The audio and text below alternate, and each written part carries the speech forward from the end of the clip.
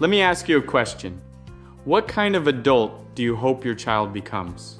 I'm not asking what career they'll choose, what college they'll attend, or how much money they'll make.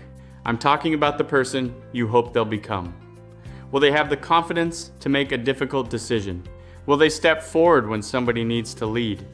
Will they help someone who needs it, even when nobody is watching? When they fail, because they will they know how to get back up and try again?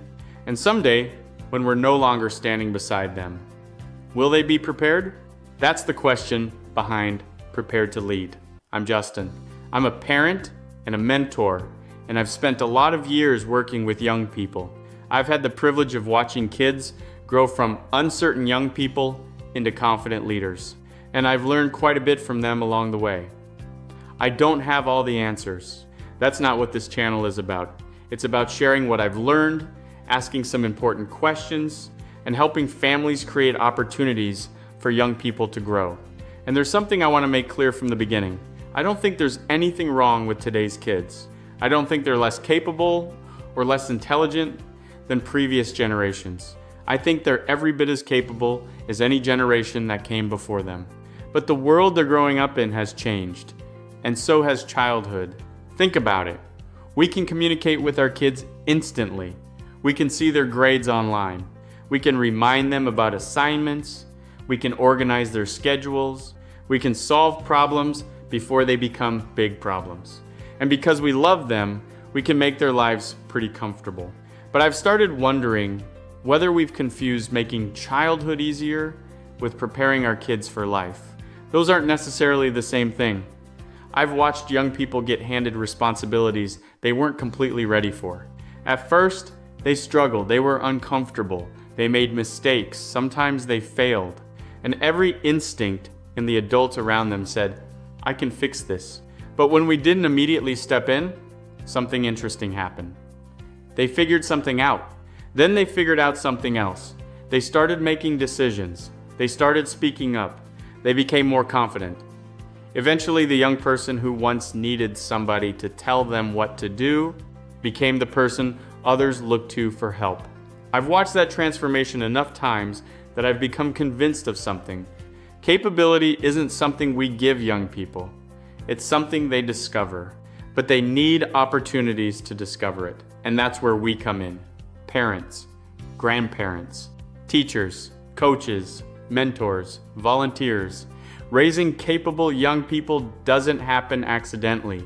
But our job isn't always to have the answer, remove the obstacle, or make sure everything works out. Sometimes our job is to create the opportunity, provide some guidance, make sure they're safe, and then have enough confidence in them to step back. That's difficult. I've stepped in when I should have stepped back. I've solved problems young people probably could have solved themselves. I've made plenty of mistakes. That's part of why I want to have this conversation, because I think we can get better at this together. There's a leadership principle I've carried with me for years. A vision is what future success looks like. So what does future success look like for Prepared to Lead? Our vision is simple: raising youth ready to lead and serve.